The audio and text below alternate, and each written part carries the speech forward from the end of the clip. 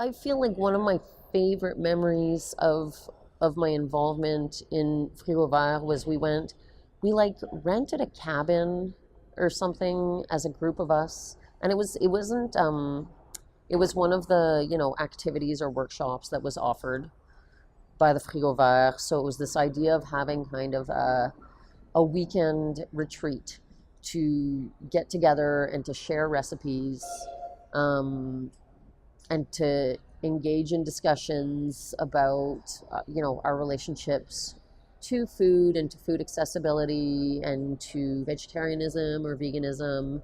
And that was probably the first winter I was living here. So again, like I was 19 when I moved here, and um, it was a big. I didn't have any friends who had come with me to Concordia. I was kind of really on my own, and meeting people who, in the long term, became really close friends through Frigo Vert was amazing. And we had gone, yeah, somewhere, I don't know, like not even Saint-Sauveur or something, I don't know, but we had rented a cabin in the woods outside of the city, and we spent a weekend where we had all had to submit recipe ideas ahead of time, and then there had been a group kind of food buying that had happened, or maybe food was provided by Frigo Vert as part of a fee that we had paid for the weekend. And we spent the whole weekend, yeah, cooking together and trying out different people's recipes. And it was so exciting for me because it was the first time, because again, I was someone like I think I became vegetarian when I was like 15, and then I had become vegan when I was like 17. And most of my friends back home, I don't think anybody else was vegan. So it was kind of this like getting together with a group of people and just learning new things about food you could make and how to make food that was, it was really cheap, so that we weren't just eating rice, because I basically ate rice like every day for 3 years. I feel like, what else could I eat with rice?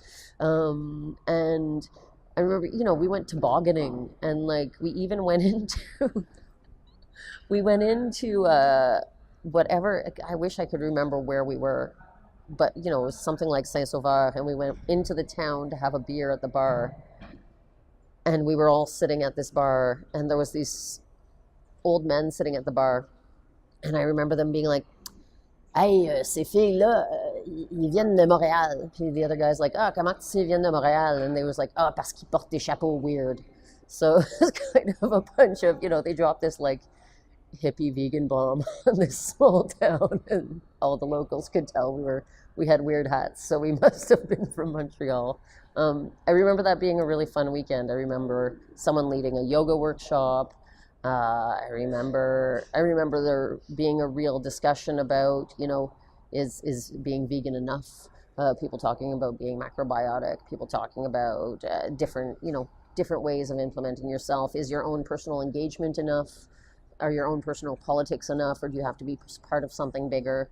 And for me, that was a real kind of eye-opening and like big moment about what all these issues meant to me. And it was a great, like, it made it human too, right? Like it wasn't just a store. It was kind of a space to exchange with people and to meet with people and to be challenged on your thoughts and to have your thoughts pushed further. And I remember, I really remember Key quite fondly. I think for me, meeting Key was like, she was a very interesting person that I met. Um,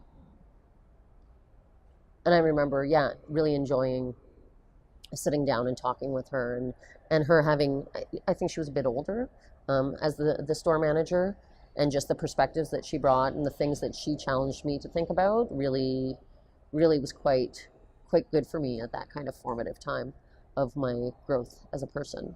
So yeah,